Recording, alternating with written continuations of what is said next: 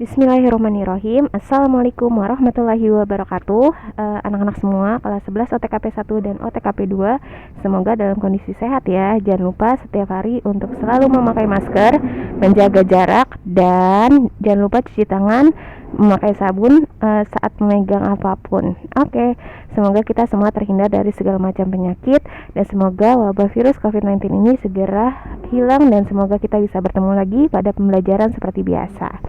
Oke, sebelum kita memulai pembelajaran hari ini, mari kita sama-sama membukanya dengan membaca basmalah. Bismillahirrahmanirrahim. Kemudian dilanjutkan doa sebelum belajar. Rabbi zidni ilma warzuqni fahma. Amin.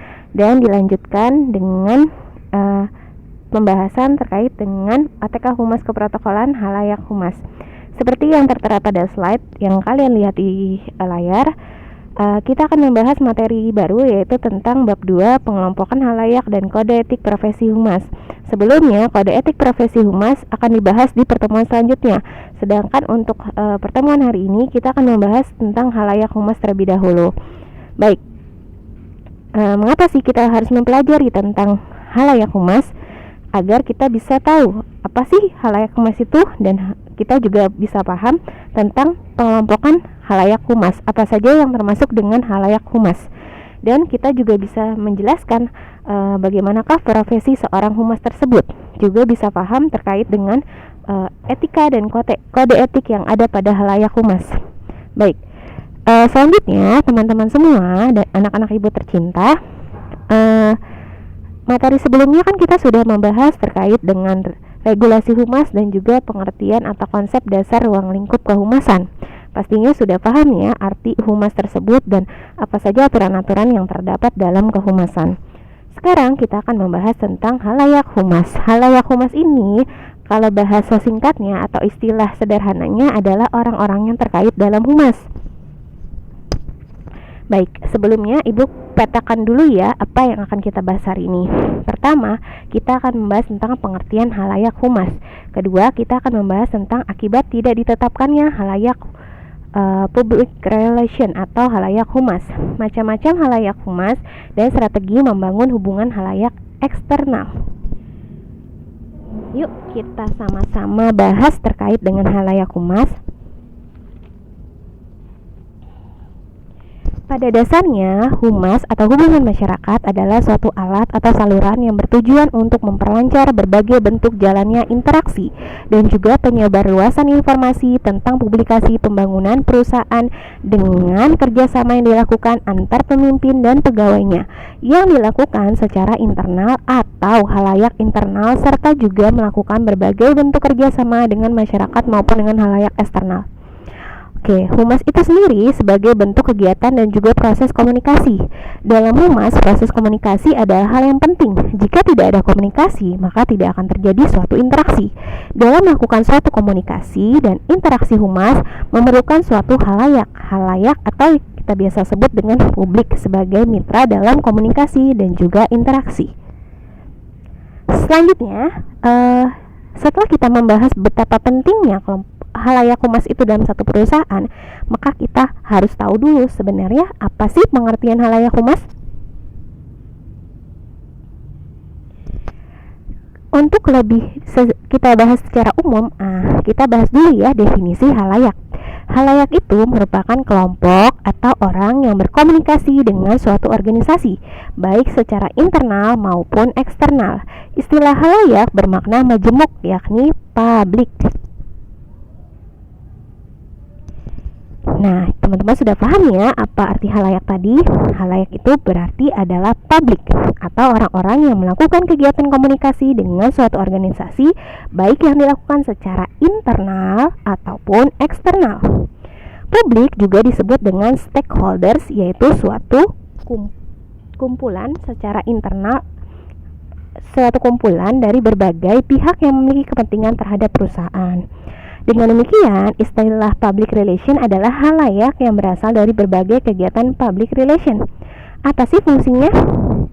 Oke, sebelum masuk ke jenis halayak itu sendiri, kita pahami dulu fungsi dari halayak public relation adalah salah satunya untuk melakukan berbagai bentuk identifikasi dari segmen halayak dan berfungsi menciptakan berbagai bentuk skala prioritas, juga memilih media dan teknik humas yang sesuai kebutuhan, dan berfungsi juga untuk mempersiapkan pesan-pesan yang baik dan pas sehingga mudah diterima dengan cepat oleh masyarakat. Oke, kita masuk ke pengelompokan halayak itu sendiri ya. Ada beberapa jenis halayak. Tadi sudah disebutkan halayak itu adalah kegiatan komunikasi dengan suatu organisasi dilakukan baik itu secara internal ataupun eksternal. Nah, kita ke definisi halayak internal terlebih dahulu. Halayak internal adalah suatu publik yang berada dalam suatu perusahaan, organisasi, atau lembaga seperti karyawan, manajer, satpam, pemegang saham, penerima telepon, dan lain-lain. Hubungan dengan karyawan juga disebut dengan halayak internal. Hubungan dengan pemegang saham juga termasuk halayak internal.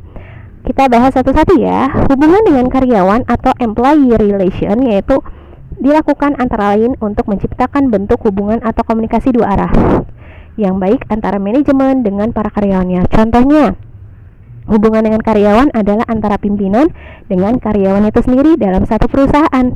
Nah, hubungan antara pimpinan dan karyawan itu sendiri disebut dengan employee relation atau disebut juga dengan halayak internal. Nah, hubungan dengan pemegang saham atau stakeholder relation termasuk juga halayak internal karena berada dalam satu ruang lingkup perusahaan.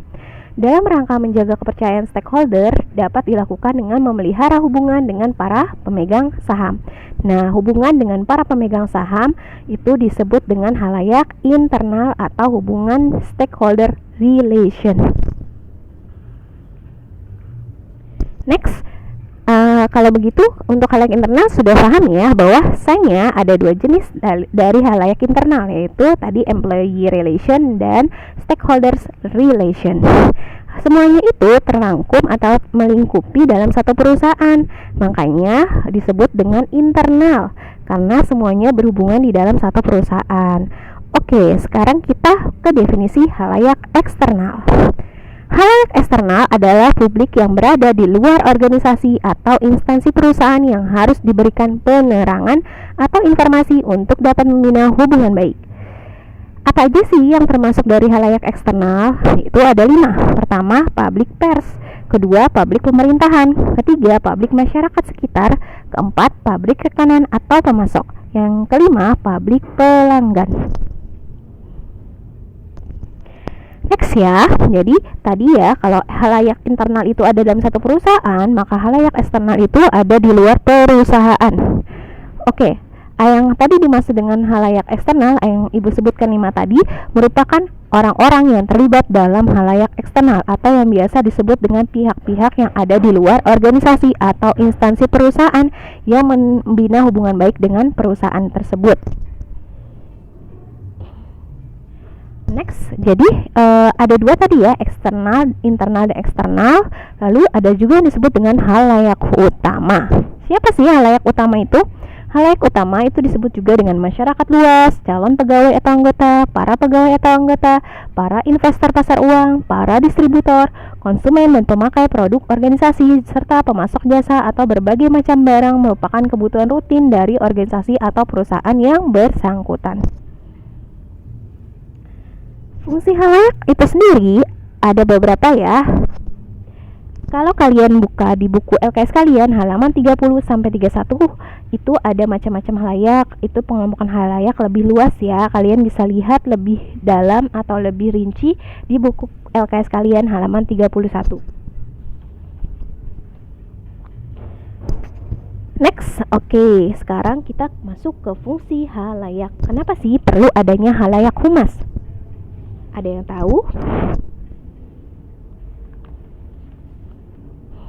Ada yang tahu nggak nih?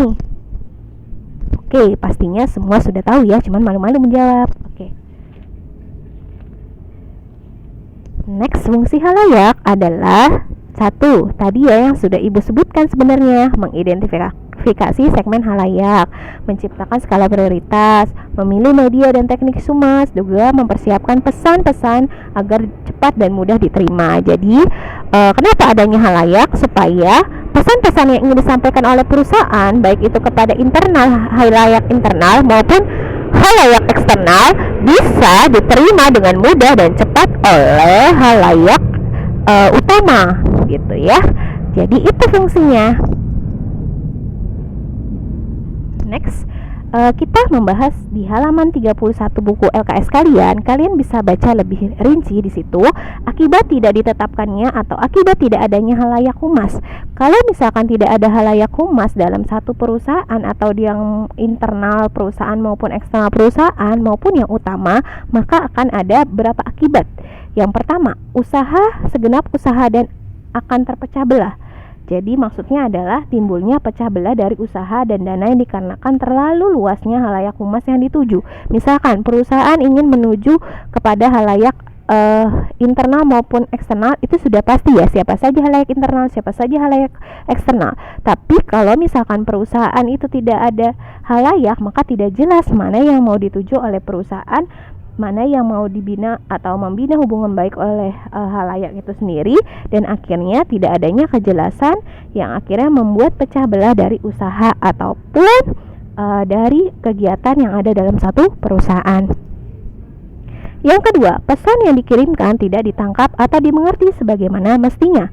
Jika tidak ada halayak humas, maka pesan-pesan yang akan diberikan oleh perusahaan kepada masyarakat umum, baik itu halayak internal maupun halayak eksternal, tidak akan dapat ditangkap atau dimengerti dan tidak akan bisa diberikan atau tidak akan dapat informasi yang jelas ya kepada halayak tersebut. Jadi pesan-pesan yang diberikan perusahaan tidak akan diterima.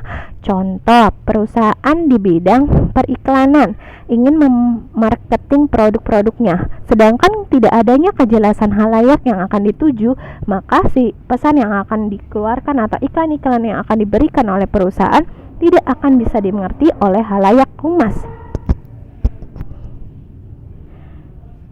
Lalu selanjutnya, total kegiatan tidak akan sesuai dengan jadwal yang telah ditetapkan. Kegiatan yang dijadwalkan tidak akan berjalan dengan baik sehingga penggunaan materi, peralatan, dan jam kerja menjadi tidak efektif. Contoh, pada saat perusahaan ingin membuat suatu program-program kehumasan, tapi tidak adanya halayak yang dituju, maka tidak akan berjalan dengan baik walaupun sudah dipersiapkan dengan matang. Yang keempat, tujuan yang hendak dicapai luput dari jangkauan. Maksudnya adalah tidak tercapainya tujuan yang ingin dijangkau. Yang kelima, pihak manajemen atau perusahaan klien tidak akan merasa puas dengan hasil yang ada. Pihak manajemen atau humas internal atau perusahaan klien atau humas eksternal tidak puas dengan hasil yang telah dicapai oleh kedua belah pihak karena tidak adanya halayak humas yang dituju. Next, macam-macam halayak. Pengelompokan halayak humas tadi sudah saya sebutkan di awal, ada internal dan eksternal. Selain itu ada publik primer atau penting. Kalian bisa baca lebih lanjut di halaman 31 ya, di buku LKS kalian. Ada sekunder atau kurang penting dan marginal, publik yang dapat diabaikan. Oke, selanjutnya ada publik tradisional yaitu karyawan dan konsumen, dan publik masa depan yaitu peneliti, mahasiswa, konsumen potensial, pejabat pemerintah. Yang keempat, proponents, yaitu kelompok yang menentang perusahaan, dan opponents yang memihak perusahaan, juga uncommitted yang tidak peduli dengan perusahaan. Dan yang terakhir, silent majority and vocal minority. Apa sih silent majority and vocal minority? Jika dilihat dari aspek aktivitas publik dalam memajukan komplain atau mendukung perusahaan, dapat dikategorikan menjadi vokal atau aktif dan silent atau pasif. Jadi pastinya yang mendukung satu perusahaan ada orang-orang yang vokal, yang selalu aktif memberikan saran-sarannya, masukan dan sebagainya. Atau ada juga yang silent, orang-orang yang pasif, hanya bisa mengetahui informasi secara pasif. Contoh, membaca informasi dari majalah atau media massa. Tapi kalau orang yang vokal atau aktif, biasanya dia mengasih masukan-masukan saran ke perusahaan. Dalam hal ini, posisi penulis dalam surat kabar disebut dengan vokal minority, yaitu orang-orang yang halayak yang aktif menyuarakan pendapat meskipun memiliki jumlah yang relatif sedikit. Contoh, orang-orang yang selalu menulis berita di dalam media massa. Misalkan contohnya berita tentang suatu perusahaan. Dia disebut dengan vokal minority karena dia memberikan pendapat dan masukannya. Sedangkan walaupun orang-orang tersebut biasanya jumlahnya sedikit ya. Adapun mayoritas pembaca adalah pasif. Jadi orang-orang yang cuma baca aja itu disebut dengan pasif, sehingga tidak terlihat pendapat atau suaranya. Jadi ini yang disebut dengan silent majority and vocal minority. Selanjutnya, halayak humas eksternal berbagai bentuk hubungan dengan pihak lain. Nah, ada bentuk-bentuk hubungan antara halayak kehumasan tersebut yang disebut dengan halayak eksternal ya. Ada apa aja hubungannya? Ada pertama hubungan distributor dan dengan dealer, ada hubungan dengan pemasok, juga ada hubungan dengan komunitas. Selain itu ada hubungan pemerintah dan hubungan dengan pers. Kita bahas satu-satu ya. Hubungan distributor dealer yaitu memberikan kepercayaan pada distributor dealer dalam membantu distributor dealer melaksanakan periklanan. Contoh, kalau misalkan perusahaan ingin marketing produknya, maka si perusahaan harus bekerja sama dengan dealer untuk membuat suatu iklan. Lalu ada hubungan pemasok. Hubungan pemasok ini adalah kegiatan membina dalam berbagai bentuk kepentingan bersama yang terjadi antara pemasok dengan pembeli. Menentukan apakah para pemasok memikirkan kebijaksanaan dan kebiasaan perusahaan. Contoh hubungan pemasok adalah seperti perusahaan kepada supplier, orang-orang yang mau memasarkan produk dari satu perusahaan. Contohnya supplier itu biasanya mendukung kerja perusahaan. Misalkan perusahaan di bidang otomotif kan tidak bisa berdiri sendiri, dia perlu pendukung-pendukung atau halayak pendukung lainnya, yaitu si pemasok. Supplier ini akan memberikan bahan-bahan yang dibutuhkan untuk membuat satu kendaraan bermotor yang diproduksi oleh satu perusahaan Astra misalkan. Nah, hubungan antara mereka ini, antara perusahaan dengan pemasok atau supplier ini disebut dengan hubungan pemasok, yaitu hubungan halayak eksternal. Lalu hubungan komunitas. Hubungan komunitas itu memberikan berbagai bentuk informasi kepada komunitas, meningkatkan kesehatan komunitas, juga meningkatkan kesejahteraan komunitas. Hubungan komunitas ini contohnya adalah pada saat si perusahaan dengan orang-orang atau berbagai komunitas yang menyediakan pekerjaan tetap, gaji, dan finansial dengan membeli berbagai bentuk barang-barang dan jasa yang berasal dari pemasok. Contoh, berarti hubungan komunitas itu adalah orang-orang yang sering atau pelanggan yang sering membeli produk-produk yang dikeluarkan oleh perusahaan. Itu hubungan komunitas. Lalu hubungan dengan pemerintah. Pada dasarnya dalam setiap bisnis dapat dipengaruhi oleh pemerintah yang menetapkan dan memaksakan berbagai peraturan untuk mengatur bisnis dan menentukan iklim di mana bisnis harus berfungsi.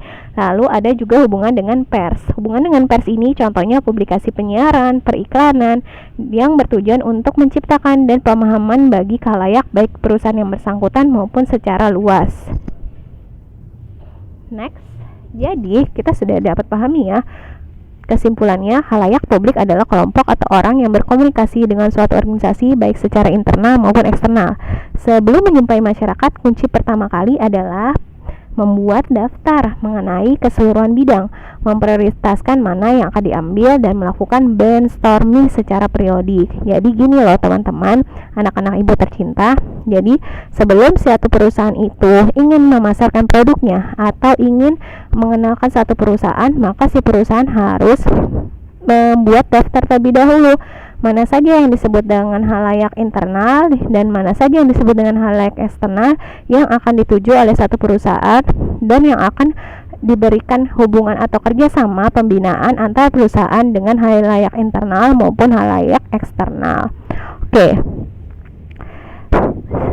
Itu yang bisa Ibu sampaikan. Semoga materinya dapat dipahami dan semoga teman-teman semua bisa terus belajar secara detail atau secara rinci, tidak hanya dengan materi yang Ibu sampaikan, tapi juga dengan bacaan-bacaan atau sumber-sumber informasi lainnya yang bisa kalian temukan di berbagai media apapun, baik itu buku LKS kalian maupun di media internet. Sampai di sini ada yang mau ditanya? Pastinya banyak ya pertanyaan-pertanyaan yang ingin kalian sampaikan. Boleh kalian tuliskan di kolom komentar YouTube ini, dan nanti silakan tuliskan nama dan kelas pada kolom komentar YouTube setelah kalian menonton informasi atau media pembelajaran ini sampai selesai. Oke, itu saja yang bisa Ibu sampaikan ya. Semoga bisa dipahami dan terus semangat dalam menuntut ilmu. Karena insya Allah ya, ilmu ini termasuk dari amal jariah teman-teman nanti kalau kalian sudah meninggalkan dunia ini. Sama seperti Ibu juga, semoga ini jadi amal jariah buat Ibu juga ya. Semoga kalian tetap sehat dan semangat dalam mengikuti pembelajaran walaupun dengan jarak yang jauh ya. Semoga hati kita selalu terikat dengan doa. Amin. Ibu tutup dengan membaca hamdalah alhamdulillahi rabbil alamin. Dan kurang lebihnya atas penyampaian Ibu sampaikan, mohon maaf ya jika masih ada yang kurang jelas, silahkan ditanyakan di kolom komentar. Wassalamualaikum warahmatullahi wabarakatuh.